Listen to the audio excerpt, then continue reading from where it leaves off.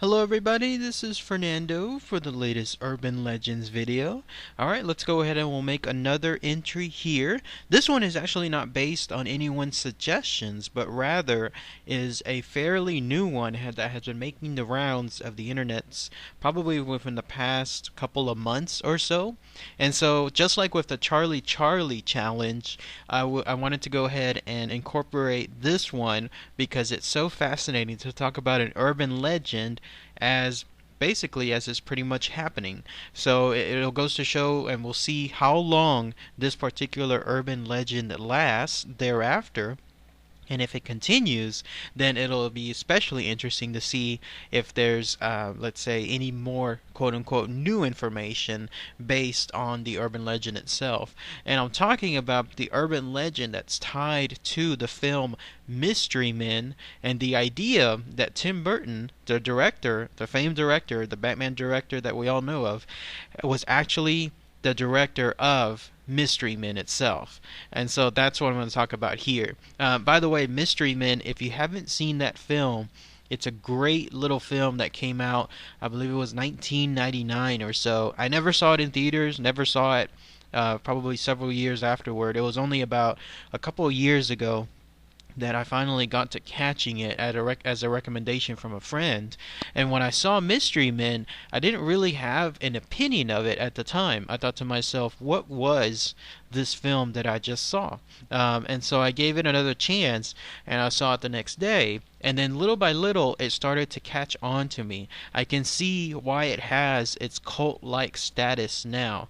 And that's because Mystery Men definitely has a lot of little quirky things within it that work very well. Obviously, from the unique characters that the film has, the messages that the film, I guess, tells the audience, the spoof that it does towards comic book films at a time when it came out, and this is why some people believe, and I agree too, that it was too early for its own good.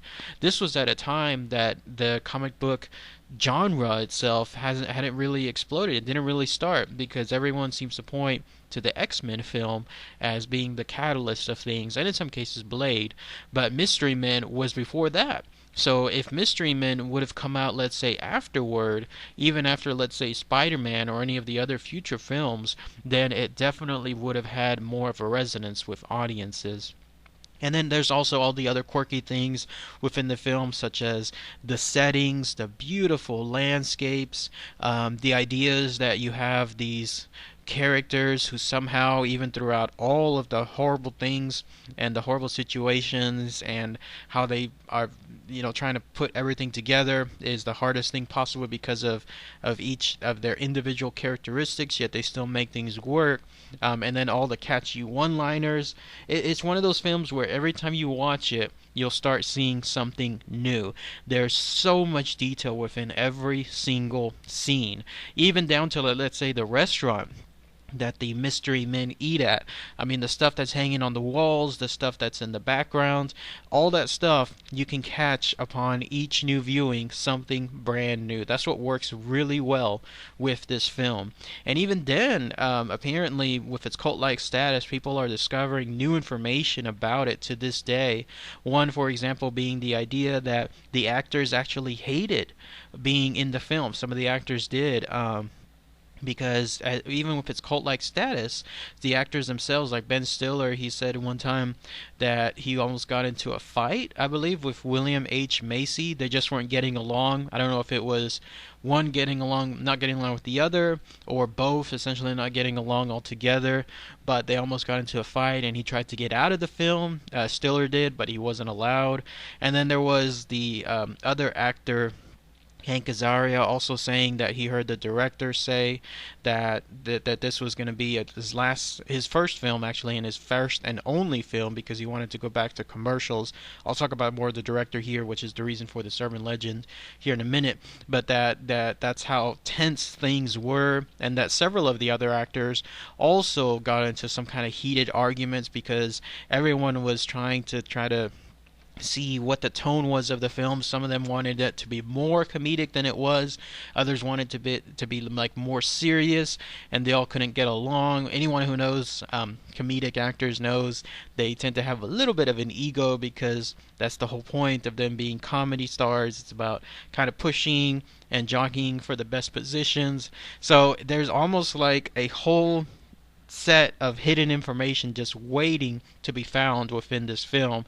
And the more that the years pass by, the more that this information comes out. As much as beloved as it still is so mysterious to think that so many people that worked on it hated it, and yet the results that came out are the cult status today, and that's why it's become so revered thereafter. So again, highly recommended film. Check it out when you have a chance.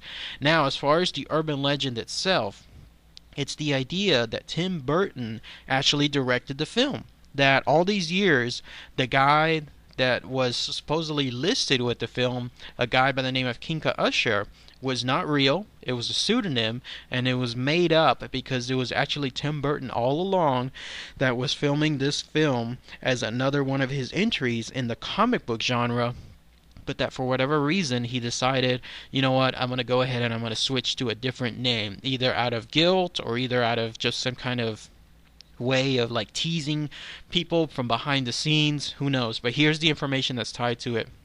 By the way, all of this tends to stem from two sources. One kind of led to the other. The first source is the idea that Tom Waits, he was one of the actors within the film. He played that kooky doctor, Dr. Heller, the one that decided, you know what, I'm going to make weapons for the superheroes, but I'm going to purposely make non-lethal weapons, so i.e. no guns, no explosives, nothing of the kind, just weapons that are still effective but almost comedic. If you've seen the film, you know exactly who I'm talking about, but for those that haven't, it gives you a perspective about what his character is and how kooky and crazy he is. Well, this guy Tom Waits, the actor, he's one of the few that apparently has fond memories of the film. He's not one of the ones that either badmouthed the film afterward or lamented about who he worked with. No, apparently he wrote think of it like like a biography of some sort, where he's talking about the stuff that he has done in his past. And there was an excerpt of some sorts where he said, and this is where everything stems from apparently, he said, when he was talking about Mystery Men, he said, I don't know why I agreed to do this, he said, of the part in a superhero spoof mystery film directed by Tim Burton under the pseudonym Kinka Usher. And then he continued, he said, except Burton made the whole thing sound like a softball game. So from that direct quote, it seems like that's where this whole urban legend first started from, because thereafter people took that quote, the idea that this was really directed by Tim Burton under the pseudonym Kinka Usher, and then created a whole new let's say urban legend of sorts, or a whole new kind of behind the scenes leak. And the idea is that Tim Burton directed it because of all the little nuances that you have to pick up in the film that tie in to this notion. Like, for example, apparently there's an image of Jack Skellington within the film itself, and this is important because the idea is that Tim Burton purposely puts such an image within every single film that he's done throughout, I guess, his film history. And so the idea that Jack Skellington is in this film points to the fact that, hey, this is a Tim Burton film, because here you have Jack Skellington as well, just as you would have him in some of his other films too. The other idea that this was directed by Tim Burton is that he used someone that he has used for a couple of his films, Paul Reubens, who was, of course, Pee Wee Herman. Paul Reubens played the guy that had the huge flatulence superpower within the film, and so there he is in the film itself, and he's a frequent Burton collaborator, so that's further proof that, again, they're all doing this together as another film with Tim Burton. And then there's all the little nuances, such as the set designs featuring some dark overtones but with highlighted colors, the kind of stuff you usually see within the Tim Burton films. For example, it's pointed out that Casanova Frankenstein's castle itself has the hallmark Tim Burton look to it. It looks extremely gothic. It looks somewhat updated. It's a mishmash of several different decades of stuff, which Tim Burton loves to do in his films, especially the Batman films. And it's all done on purpose to try to ensure that it doesn't necessarily look set in a specific time period, but instead pulls from several different time periods altogether. And so those are some of the main notions that people say and tie and point to the fact that, hey, this is indeed a Tim Burton film. But all of this information, though, is 100% false. And here's why. Tim Burton did not direct Mystery Men. Tim Burton did not create a user, like a pseudonym, a fake username in the name of Kinka Usher to direct Mystery Men. And there's several reasons why. Number one, Kinka Usher is a real director. In fact, you're looking at a picture of him here. He's a director that only made Mystery Men as his only feature film ever. He was someone that did a whole bunch of commercials before, then did this film, and then went back to commercials. He was a pretty successful TV commercial guy. I don't know exactly why he decided to go back, like, let's say, go into feature films, but somehow he was lured into it. He did not like the experience of it, and that's where that Hank Azaria quote comes from, that he was saying that he swears he's going to go back to doing commercials because he doesn't want to bother with all of this nonsense, as he put it. And then he went back to commercials indeed. And it makes kind of sense because commercials are actually a very lucrative field. There's no joking on this. When you land several big commercials, you can actually make, either if you're an actor, if you're the writer, if you're the director, as long as you're involved within the production of the commercial, you can make some pretty serious money because it's all about repetitive play. Those commercials, especially the ones like King Usher has landed in the Super Bowl, when they play and they play big, then all those royalties go back to those creative people behind the scenes. And so that's why in his mind he probably went back to commercials, because these things take like a day or two to film, and he probably makes so much more money off of that as opposed to taking months on this film too.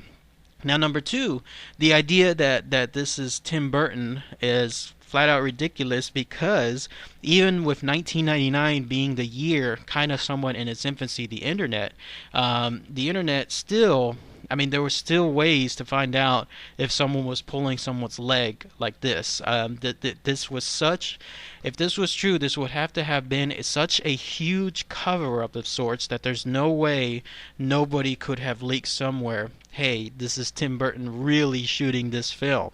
Even back then in 1999, there were magazines that were covering sci-fi films. There were magazines that were covering regular films, and there were clearly pictures behind the scenes, that kind of stuff that can showcase who's working on the film. Not to mention, there's always leaks in the forms of early advance notices of who's directing what, and those are usually placed on places like, let's say, Variety or Hollywood Reporter.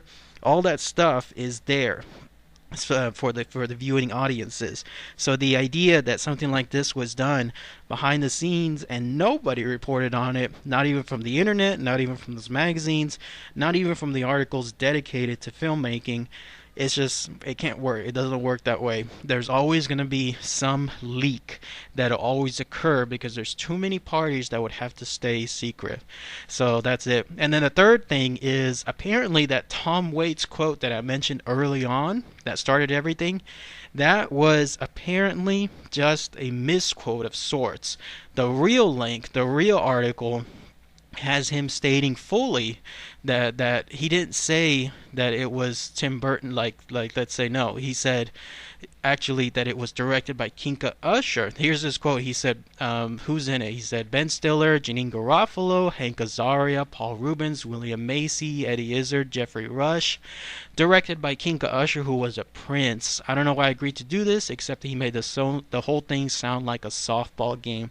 That is the direct quote itself. So someone took that quote and instead added the words, Mystery Men, directed by Tim Burton, under the pseudonym Kinka Usher. Why they did that, I don't know. If it was, let's say, just on purpose or just on accident, most likely it was on purpose. then that was simply a true misquote. And from that simple quote, that's where you get all the rest of the information that I mentioned, and that's why the urban legend now is today. So, fascinating stuff, because again, it'll be interesting to see how far this urban legend goes. Clearly, it's false. Clearly, Tim Burton did not direct it. Clearly, it was Kinka Usher, and there's so much evidence that points to it. But still, even in this day and age, it'll be fascinating to see how much people will truly believe that it's the other way around. If anyone has any more information on this, it'd be great to hear. That's something that maybe I didn't cover. So, and again, if you have not seen Mystery Men, highly recommend it. Check it out when you have a chance. You won't be disappointed. It's a brilliant, absolute brilliant spoof on superhero films at a time when superhero films weren't even that big. That's how far ahead this movie was. So, alright everybody, thanks again as always. Take care.